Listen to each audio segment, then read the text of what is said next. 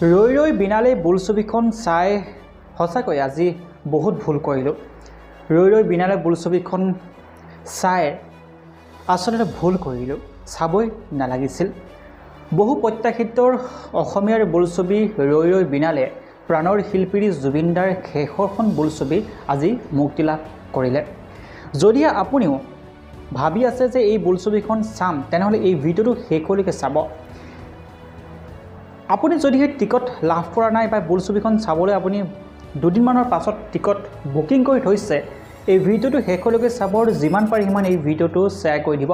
মই কি যুক্তিত এই বোলছবিখন চাই ভুল কৰিলোঁ, নোচোৱা হ'লে ভাল আছিলে বুলি কৈছোঁ, আপোনালোকে শেষলৈকে চালে A to Z জানিব পাৰিব।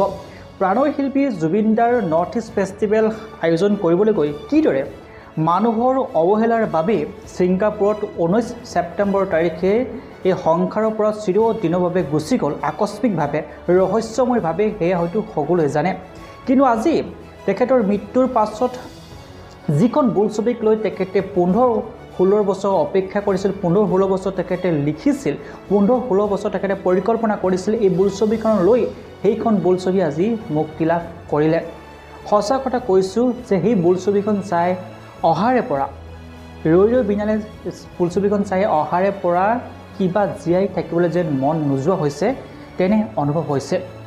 এনে অনুভৱ হৈছে এই বোলছবিখন, মই কাহিনীটো আপোনালোকক অলপ ক'বলৈ ওলাইছোঁ। এই বোলছবিখনত জুবিন দাৰ এজন অন্ধ পাঠ লৈছে।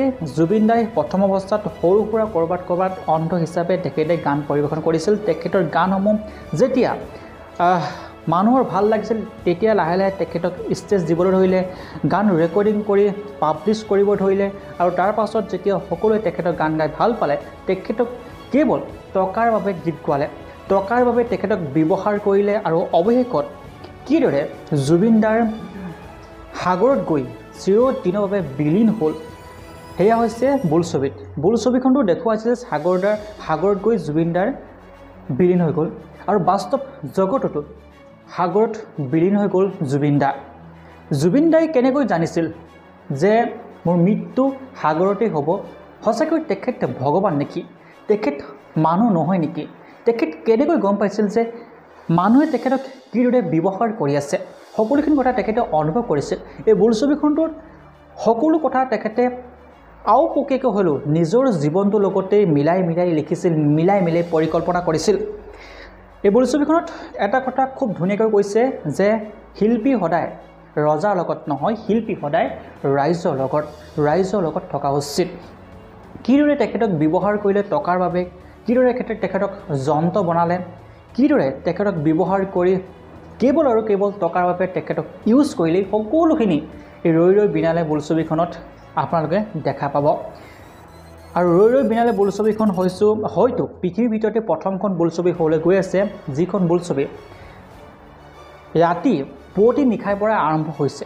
আৰু সেই বোলছবিখন চোৱাৰ পিছৰ পৰা সঁচাকৈ মনটো বহুত বেছি ভাগি পৰিছে, বহুত বেছি নিজকে কিবা পগলা টাইপ লাগি গৈছে।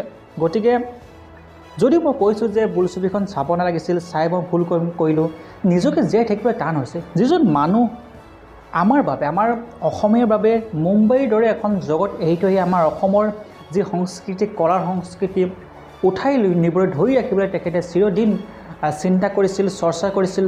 যিজন মানুহে 15-16 বছৰ এই বোলছবিখন তেখেতে পৰিকল্পনা কৰিছিল, আৰু অৱশেষত এইখন বোলছবি চাব তেখেতে নাপালে, আৰু এই বোলছবিখনত সাগৰত যিদৰে বিলীন হৈ গ'ল, সঁচাকৈ জুবিন দাই জানিছিল যে তেখেতৰ মৃত্যুটো কেনেকৈ হ'ব। প্ৰত্যেকজন চিনেমা হলত প্ৰত্যেকজন মানুহৰ চকুত চকুলো ওলাই আহিব পৰা নাই, থমকি ৰৈছে, জীৱনটো কি হৈছে, ক'লৈ গৈ আছে গমেই পোৱা নাই। এই বোলছবিখন চাই প্ৰত্যেকেই অনুভৱ কৰিছে যে এই বোলছবিখন কিয় চাব আহিলেও, কি হৈছে পৃথিৱীত। এই ভিডিঅ'টো বনাওঁতে আচলতে গাটো ভিৰহি উঠিছে। গতিকে অসমবাসী ৰাইজক এটাই অনুৰোধ জনাইছোঁ, এই বোলছবিখন আপোনালোকে শেহতীয়াকৈ হ'লেও, এই 2 এদিন টিকট নাপাব পাৰে, শেহতীয়াকৈ হ'লেও এই বোলছবিখন চাবৰ। প্ৰাণৰ শিল্পীগৰাকী তেখেতে কি চিন্তা কৰিছিল, কেনেদৰে তেখেতৰ আচলতে সাগৰত বিলীন হৈ গ'ল। বহুত ধুনীয়া এখন বোলছবি। এখন আচলতে বোলছবি বুলি ক'লে আমাৰ ভুল হ'ব, এখন হৈছে জুবিন দা জীৱনৰ লগত সংগঠিত ৰখা এখন খুব ধুনীয়া কাহিনী তেখেতে নিজেই পৰিকল্পনা কৰিছিল, তেখেতে নিজেই কাহিনীটো লিখিছিল, গানবোৰ প্ৰায় তেখেতে নিজেই লিখা, সঁচাকৈ আচৰিত। আৰু নিজেই নিজৰ মৃত্যুটো আচলতে লিখি থৈ গ'ল। এই আচলতে এজন মানুহো নহয়, এই আচলতে এজন ভগৱানৰ কৰ্ম বুলি ক'ব লাগিব। নিজৰ মৃত্যু কোনে হয়তো লিখি থৈ যাব নোৱাৰে। চিনেমাখন চাই আহি থমকি ৰৈছোঁ, চিনেমাখন চাই আহি কি হৈ আছে পৃথিৱীত, কি হ'বলৈ গৈ আছে একো গম পোৱা নাই।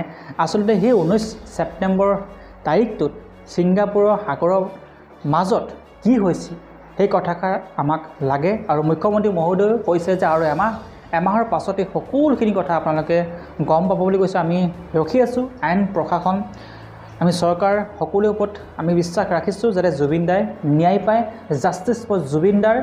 আৰু সকলোৱে এই বোলছবিখন চাবৰ, প্ৰাণৰ শিল্পীগৰাকী বোলছবিখন চাই যদিও মনটো বেয়া লাগিব, যদিও নিজকে পাগলৰ দৰে অনুভৱ হ'ব, যদিও কি হৈ আছে কি নাই হোৱা একো গমেই নাপাব জীৱনটোত কি হ'বলৈ গৈ আছে, তথাপি এই বোলছবিখন চাব।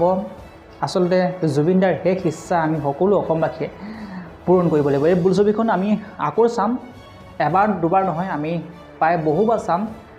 যিহেতু এই বোলছবিখনৰ যি টেক্স, সেই টেক্সখিনি তেখেতৰ যি ফাউণ্ডেশ্যনত, জুবিন দাৰ ফাউণ্ডেশ্যনত যাব। আৰু জুবিন দাৰ সপোন আমি প্ৰত্যেকজন অসমীয়া পূৰণ কৰিব লাগিব। ধন্যবাদ। জয় অসম। বোলছবিখন খুব ধুনীয়া বোলছবি, আপোনালোকে চাওক। মই অলপ কাহিনী আপোনালোকক কৈছোঁৱেই, সকলোখিনি কাহিনী কৈ নিদিওঁ, সকলোখিনি কাহিনী কৈ দিলে হয়তো বেয়া হ'ব। গতিকে ধন্যবাদ। জয় অসম।